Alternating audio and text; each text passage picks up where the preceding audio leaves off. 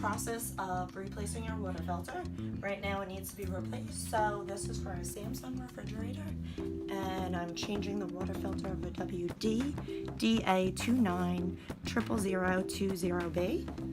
I already took the cap off, so I'll just show you really quick. You're just gonna unsnap that off. Comes off very easily.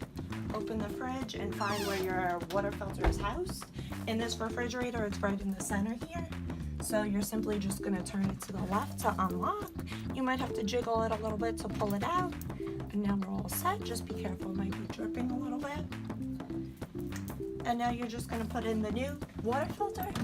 Just put it in here, and then you're just gonna kind of have to push it in and click it until it's locked. So now that's all set.